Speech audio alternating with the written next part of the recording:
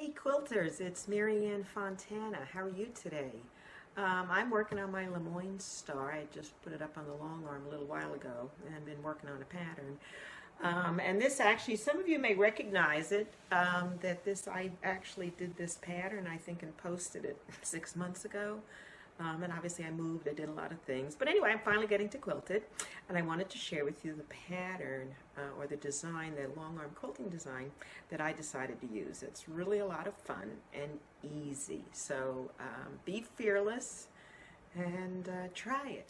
I'm working on my Lemoyne Star, and I actually did it in a green and gold, excuse me, a green and gold, and a ivory and gold, and then these little squares actually have gold flecks in it. So it's my holiday quilt. So getting ready for the holidays. Anyway, I'm going to quilt it, and I found this quilt design on the internet that I really like, and it's not my original, and it's a gal by the name of Tammy Oberlin.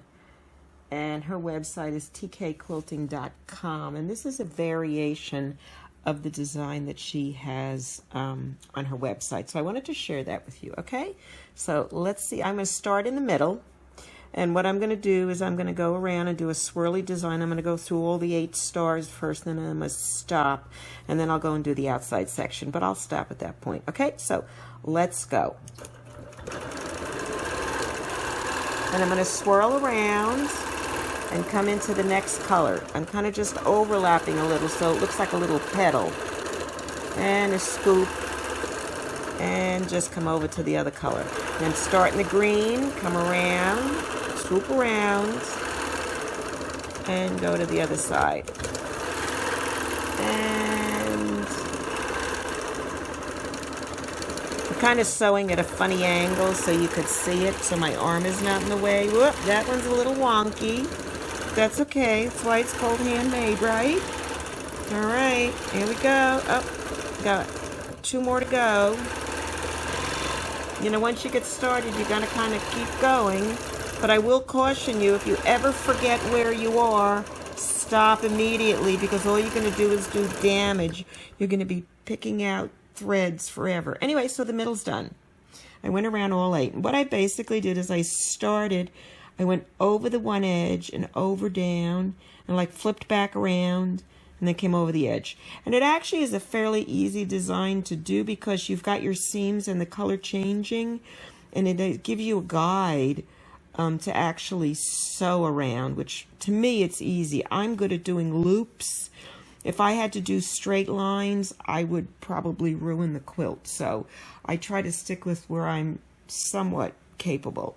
So now I'm going to pick up my needle. Actually, let me just tie it off. All right, and I'm going to move over to here, and I'm going to set my needle down. Now I'm going to do the pattern, and I'm going to do this one, go to here, and I'm going to go around all the blocks on the edge in one continuous design. I could have, if I wanted to, sewed up this way, but I didn't want to flatten one seam down.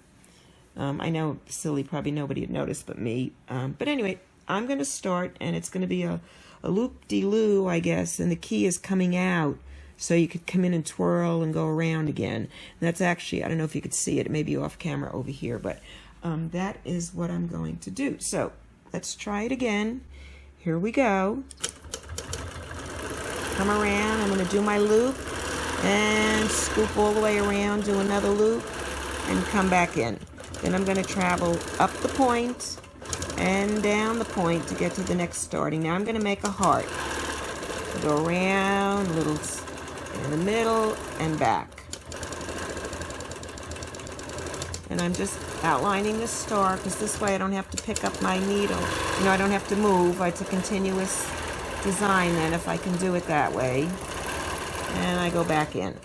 And I'm going up on the green in case you didn't notice, because it kind of hides the thread, so if I make a mistake, it's not as easy to see it.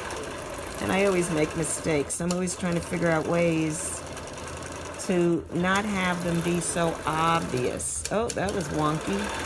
All right, we'll twirl around and twirl around the other side and come back in and stop.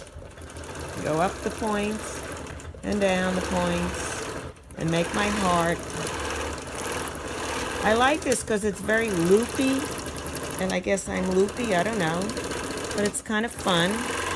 And loop around, come all the way around. Oh, that's a little wonky, but that's okay, I can live with it. Where'd I go? Oh, there I am. See, don't move if you don't know where you're going.